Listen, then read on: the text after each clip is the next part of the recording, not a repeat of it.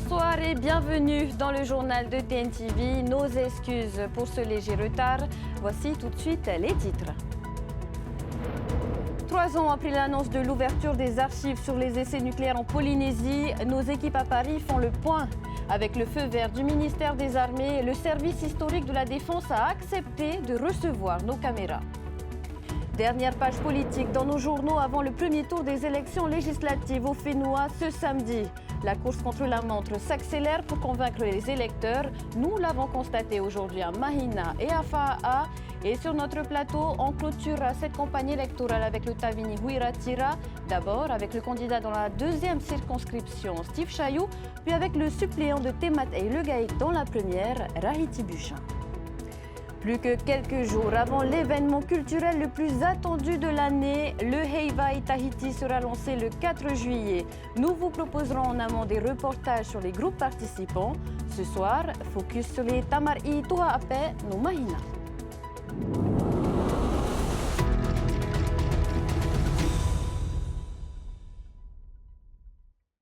C'est une avancée dans la reconnaissance du fait nucléaire en Polynésie. Elle a été annoncée en 2021 au Fénois par le président Emmanuel Macron, l'ouverture anticipée des archives nucléaires.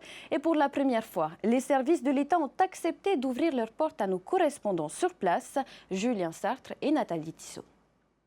Nous sommes au château de Vincennes, à l'entrée de Paris. C'est là que sont conservées les archives nucléaires, les documents produits par l'administration, le Centre d'expérimentation du Pacifique, le fameux CEP.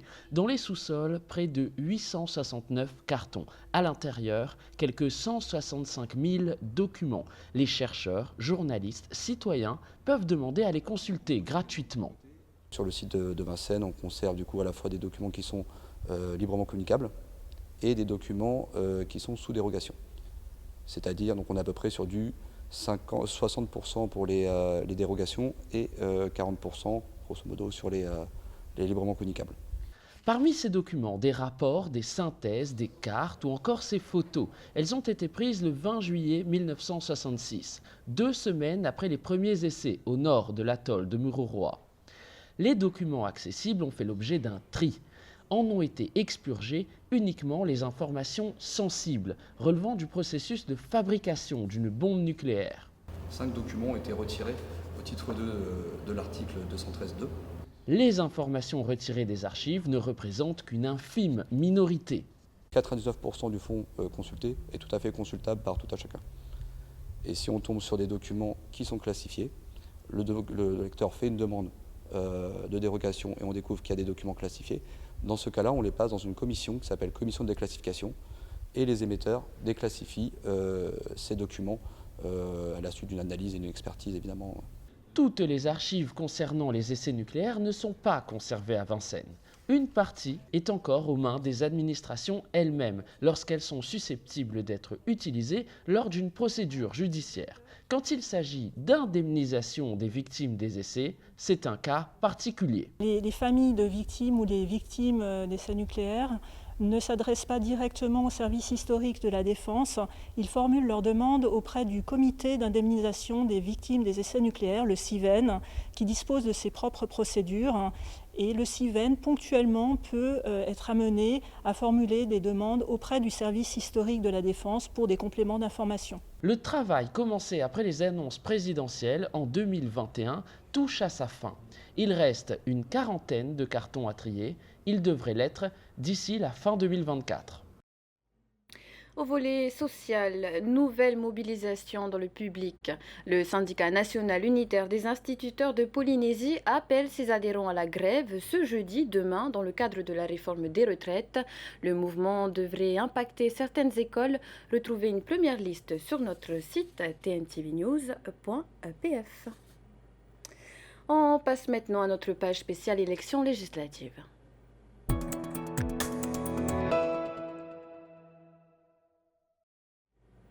J-2 avant le premier tour du scrutin. C'est la course contre la montre pour les candidats à la députation. Ce matin, nos équipes ont suivi le Tavini Huiratira à Mahina et c'est Evahitu à bord, le suppléant de Steve Chayou, qui est allé à la rencontre des habitants, Davidson Bennett et Valentine Vassel. Pas de répit pour les indépendantistes qui ont fait du porte-à-porte dans le quartier de Hiti Mahana ce matin. Un exercice incontournable pour les candidats afin de mieux comprendre et répondre aux problématiques de la population. Certaines personnes vont me parler de l'électricité ou de leurs problèmes de logement ou de l'emploi. Donc voilà, on essaye d'écouter et de répondre au mieux. C'est notre rôle d'expliquer justement ce qu'est un député. Ce porte-à-porte, c'est aussi l'occasion pour Tevahitou Abord, suppléant de Steve Chayou, de se présenter aux habitants de la 2e circonscription. J'ai 25 ans, je suis originaire de la commune de Paaya et pourquoi je me suis engagé politiquement tout d'abord parce que je suis ici d'une famille de militants du Tavini Huir Attila et je pense qu'arrivé à un certain moment de ma vie, j'ai ressenti cet appel. Pour les membres du Tavini, l'enjeu de cette campagne est simple, convaincre les électeurs de redonner sa chance aux députés sortants. Et s'il venait à être élu, Tevahitoua, lui aussi passionné d'anthropologie et de linguistique, entend bien poursuivre ses travaux de préservation du patrimoine maori. Je me tiendrai dans la continuité de ce qui a été réalisé. Nos députés ont fait du très bon travail en 2 ans. Et donc je serai vraiment dans la continuité de l'œuvre de Steve. Mais la langue, c'est un des dossiers primordiaux que je souhaiterais défendre. Il y a aussi la question des cultures, du respect des cultures autochtones.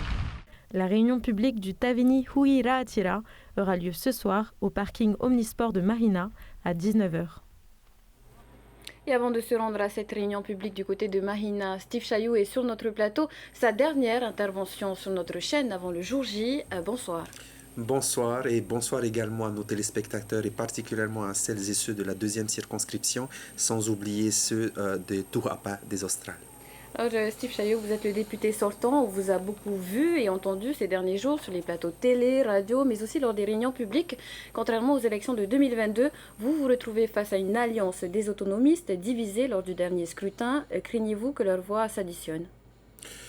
Je ne crains pas le vote de nos compatriotes. Je crains par contre la non-cohésion de cette plateforme autonomiste d'opportunisme, puisque nous le savons, il y a à peine quelques mois, il y a eu déjà cette tentative de mettre en place une plateforme qui n'a pas abouti parce que le principal point d'achoppement était le statut proposé par Gaston Flosse d'État souverain associé à la France, dont Mme Nicole Sonker était contre.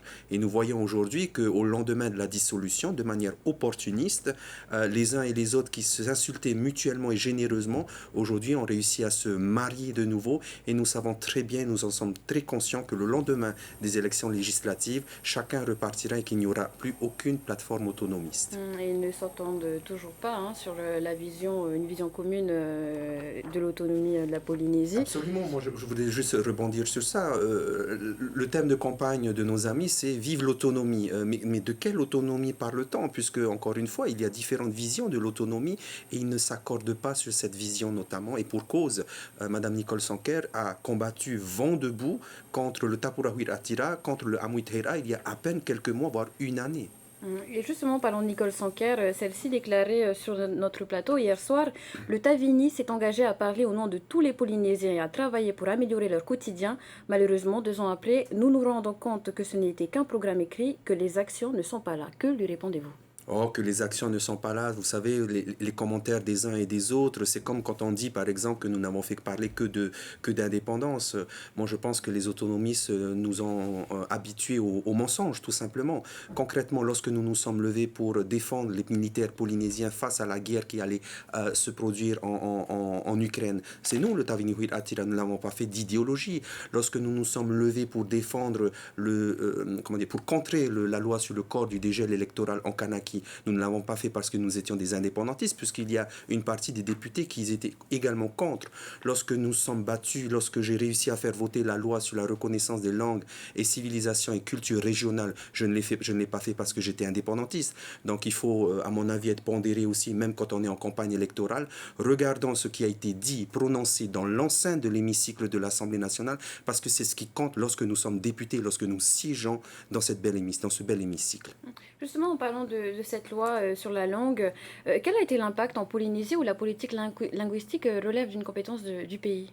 Alors déjà, il faut savoir que le combat que je mène et que le combat du Tavenihouir Attira mène est bien évidemment celui des langues régionales, des langues autochtones, la nôtre en l'occurrence. Nous avons un statut qui nous permet d'avoir cette compétence. Mais ce n'est pas parce que nous avons la compétence que le combat pour la reconnaissance des autres langues régionales, et notamment en Outre-mer, est obsolète. C'est un combat commun parce que lorsque nous voulons que notre langue, par exemple le tahitien ou les langues polynésiennes, soient un jour reconnues comme langue officielle, il nous faut absolument rentrer dans un processus où toutes les autres langues s'unissent, que tous les combattants des autres langues s'unissent pour porter la même voix au sein du Parlement, pour essayer en tout cas d'infléchir l'article 2 de la Constitution française qui déclare que seule aujourd'hui la langue française est la langue officielle sur le territoire de la République.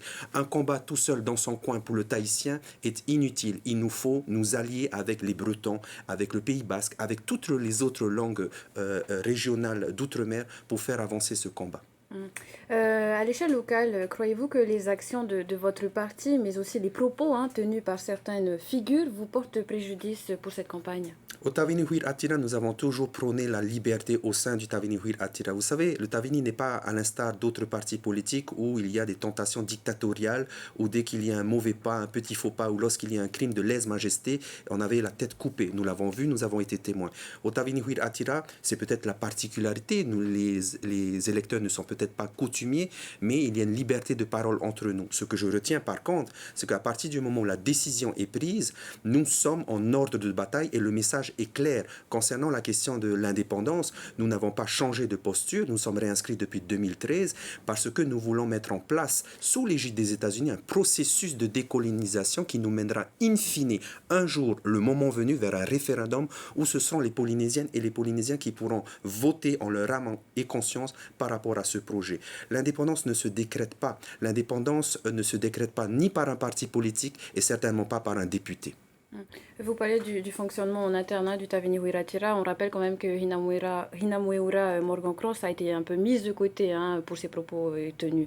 Moi, je dirais plutôt que c'est Mme Hinamueura qui s'est mise de côté de la majorité. Vous savez, dans une majorité, il faut discuter avec ses collègues. Il faut en parler. Il n'y a aucun sujet tabou, mais il faut parler avec ses collègues de la majorité. Il y a forcément, dans toutes les majorités que nous avons pu avoir, autonomistes ou indépendantistes, de la discipline. Il faut de la discipline. À partir du moment où ces sujets-là n'ont pas été discutés de manière respectueuse avec les collègues de la majorité et avec les instances du parti, forcément, il y a des conséquences et non, ce n'est pas nous qui l'avons mise de côté, ce n'est pas le cas.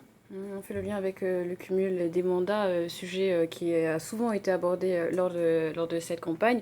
Quel est votre avis à ce propos ? La loi, elle est la loi. La loi permet le cumul de 2 mandats législatifs. La loi a légiféré sur la question. À mon avis, ce qui perturbe beaucoup notre population, c'est surtout la question des indemnités, soyons francs. La plupart des gens pensent que lorsqu'on nous cumulons 2 mandats, ça veut dire que nous cumulons 2 indemnités fortes. Ce n'est pas le cas, il y a un plafond. Et la moyenne de ce que touche un député représentant est en deçà de ce que certains chefs de service de l'administration touchent.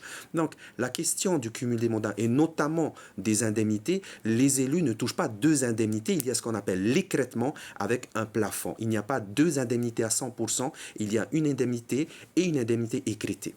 Et sans parler des indemnités, pensez-vous que pour vous, le cumul de vos 2 mandats vous est handicapé dans votre travail de parlementaire ? Le cumul de ces 2 mandats législatifs entre députés et ancrés ici également à l'Assemblée de la Polynésie est un cumul qui fait sens. Là où nous ne sommes pas d'accord, c'est quand le cumul ne fait pas sens.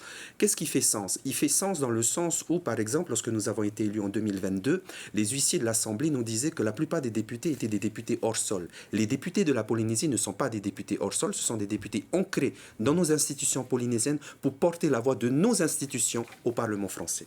Steve Chailloux, merci pour cette intervention et pour ces éléments de réponse. Maruru. Les drapeaux bleu ciel ne sont pas les seuls à être agités au Fénois. Il y a aussi du rose, comme à Fa'a ce matin.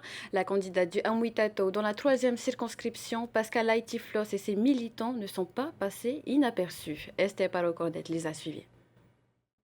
Ce rond-point de Fa'a, à quelques pas de Papeete, est devenu un lieu de propagande hautement stratégique pour chaque scrutin majeur en Polynésie.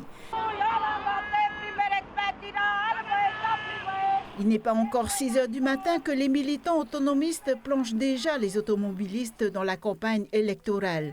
Munis de drapeaux et de tracts, ils appellent à la mobilisation citoyenne contre l'indépendance dans la ville historique d'Oscar Temaru. Ici, c'est vraiment difficile parce que ici, c'est pas c'est vraiment le bleu, le Tavini. Mais nous, on veut changer. Moi, parce que je suis restée avec le Tapura, ça fait très très longtemps et je veux qu'on gagne. Le Amwitato gagne.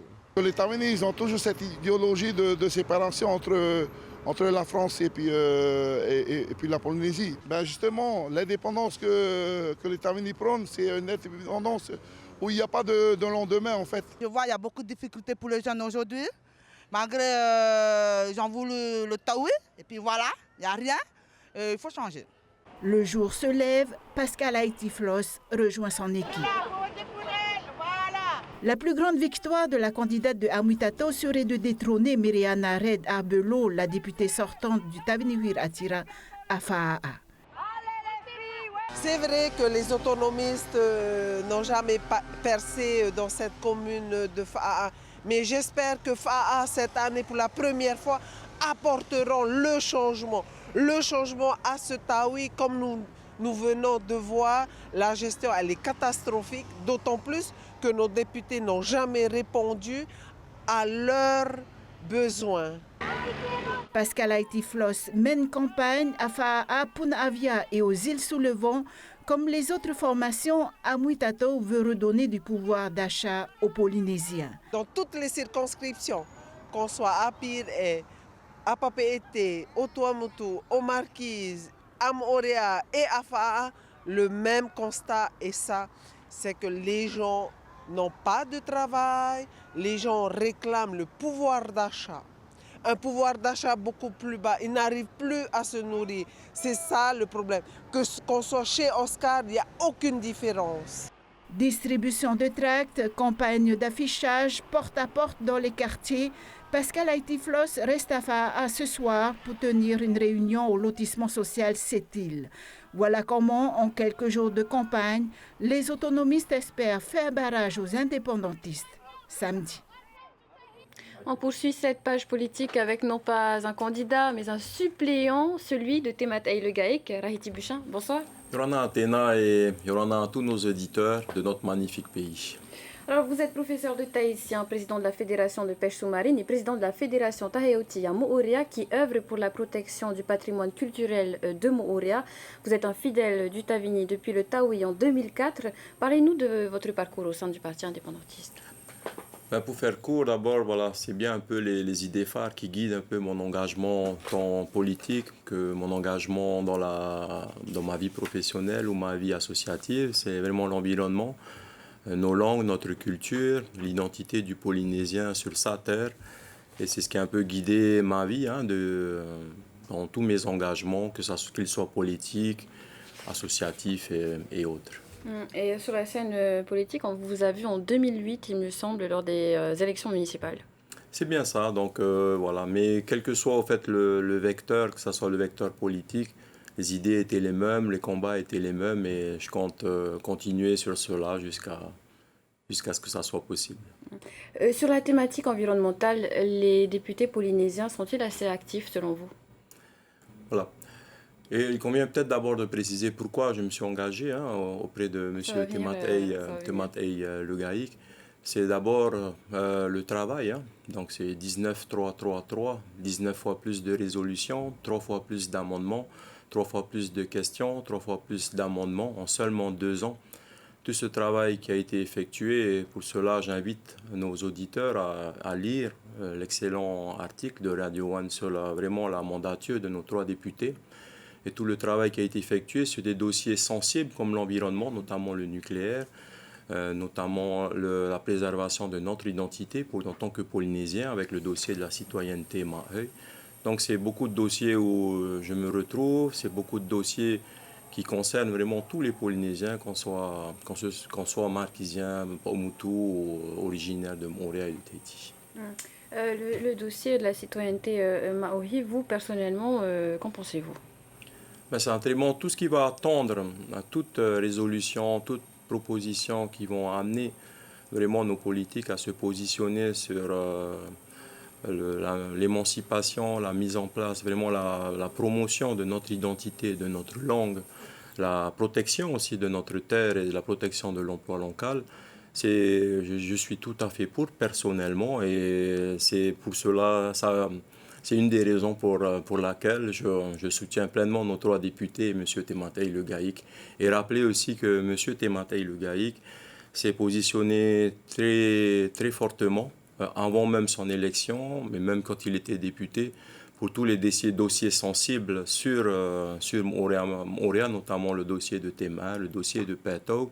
Et cette présence qu'il a eue parmi nous, cet investissement sur le plan administratif et technique, c'était très appréciable, et vraiment il me tardait de pouvoir le soutenir un peu plus. Et là, la chance m'est donnée, et je compte vraiment la jouer à plein feu. Donc c'est plus l'homme politique qui vous a convaincu plutôt que le député sortant?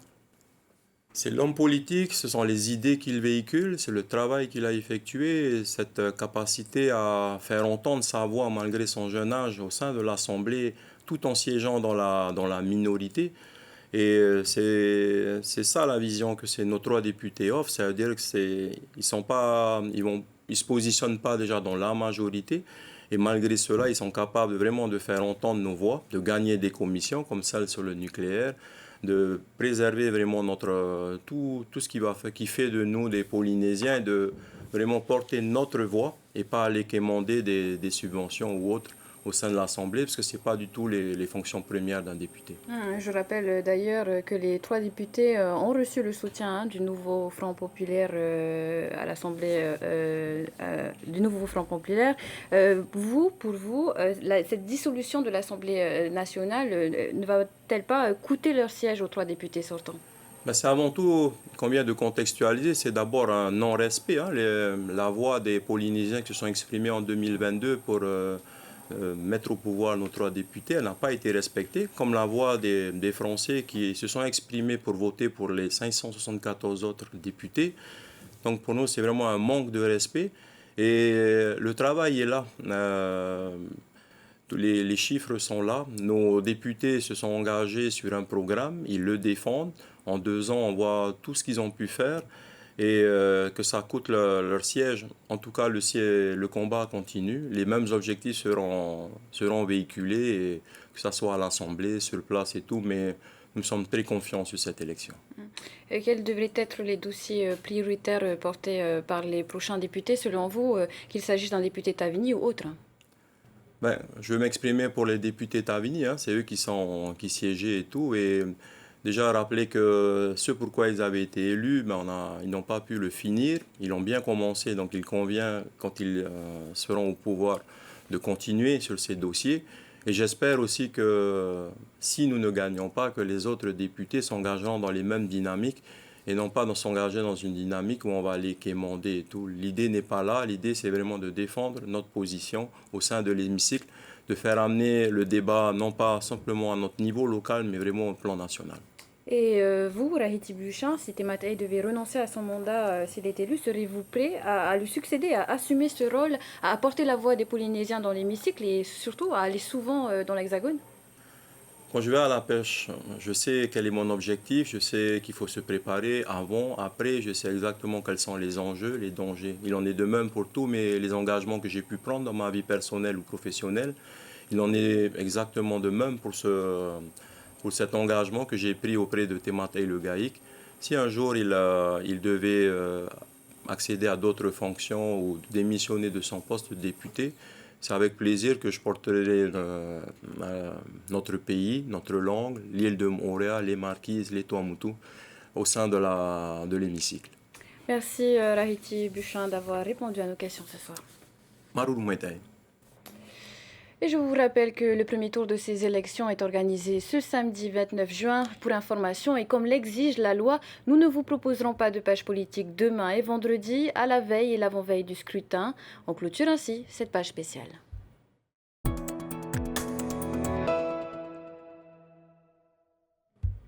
De la culture avec l'ouverture des festivités du Heiva demain avec la traditionnelle marche sur le feu. Elle est organisée au Mahana Park à Paea. Chaque pierre a été sélectionnée selon des critères spécifiques et les bûches de Eito soigneusement entreposées. Le site est fin prêt à accueillir le public pour ce moment unique. Le maître de cérémonie Raymond Graff a transmis depuis peu le flambeau à son fils. On l'écoute au micro d'Endieb. J'attends ce moment depuis l'année dernière. Donc chaque année, après la cérémonie de la marche sur le feu de cette année, je donne un éventail de dates pour l'année prochaine. Parce que bon, il y en a beaucoup qui viennent de France avec des amis qui sont ici. Et là, tout le monde était venu respirer le feu sacré. Je pense que c'était une expérience inoubliable pour tous ceux qui ont franchi la fournaise. Je crois également que tous ceux qui viendront cette année, ils veulent respirer ce feu sacré et surtout faire leurs vœux. Donc à partir de ce vœu qui va se réaliser, ça peut être tout de suite, ça peut être dans quelques semaines ou dans quelques mois, mais ce qui est sûr, leur vœu va se réaliser. Donc à partir de là, la transmission également, parce que c'est le fils maintenant qui officie, avec les cousins et puis ses frères et tout. Donc tout le monde est au courant de la marche, de la procédure à suivre. J'ai déjà démarré le jeûne. Donc pour eux, pour les officiants, ils vont démarrer le jeûne ce soir à 18h jusqu'à après demain la cérémonie. Et une fois le coup d'envoi des festivités du Heiva donné, il faudra patienter encore quelques jours avant le concours le plus attendu de l'année, le Heiva et Tahiti. Avant cela, nous vous proposerons un focus sur les groupes participants, à commencer par les Tamar Ituhapen ou Mahina, 9 ans que leurs héros voyagent d'île en île avant de se poser cette année pour la première fois à Rapa. Reportage de Mireille Teato. Des morceaux de bois, des coquilles de bénitier sont des accessoires que la troupe utilise cette année pour donner du punch aux pâtes au de l'île de Rapa. Viviane Tavita, chef du groupe, a souhaité que le texte soit écrit et chanté dans la langue originelle. Notre amateur originaire des Australes a voyagé et il voulait découvrir un peu la légende, l'histoire de chaque île des Australes. L'objectif, c'est vraiment de mettre en valeur l'île par sa langue, parce que la langue maternelle de chaque île est très enrichissante. Et cela nous permet d'apprendre à la nouvelle génération de revoir et de reprendre sa langue. Piero Ferreira, meneur du groupe Tamarki Rapa, qui concourt lui aussi cette année, apporte son renfort au groupe Tuhapen au Mahina. Ce type de soutien est rare, mais il est autorisé par le règlement du concours. Les îles de Rimatara, Rurutu, Tupuai, Raivave ont toutes été chantées à Toata. Il reste que nous, Rapa. C'est pour ça que je suis là, parce que c'est la famille, hein. Le chef là, le gros chef là, c'est un cousin. Il y a plein de repas dedans, même c'est la famille, tout ça c'est la famille, c'est pour ça. Je ne peux pas les laisser, ils sont venus me demander, me supplier. Alors il faut voir que je vienne. On s'encourage entre nous, moi, je les encourage, je leur dis que le meilleur gagne. S'ils gagnent, ils gagnent. Et c'est toujours à nous. 3 mamelles représentant ce qui pousse et vit sur Terre, la faune, la flore marine et ce qui vient du ciel, c'est l'histoire de la mer nourricière que Tamar Ituhapen au Mahina chantera sur les planches de Toata le jeudi 4 juillet. Et avant de clôturer ce journal, je vous rappelle qu'un mouvement de grève est annoncé demain par le syndicat national unitaire des instituteurs de Polynésie. Une grève dans le cadre de la réforme des retraites qui devrait impacter certaines écoles. C'est ainsi que l'on se quitte. Merci de votre fidélité. Dans un instant, retrouvez un nouvel épisode de notre série sur Te Ahupu'o suivi du journal de l'Euro. Tout de suite après, revivez la soirée de l'élection de Miss Dragon organisée dans les jardins de la mairie de Papeete. Demain, David Sanbenet reprend les rênes du journal. Quant à nous, on se dit à très vite. Très belle soirée à tous sur TNTV. Retrouvez ce journal en replay sur notre site internet et notre application mobile TNTV.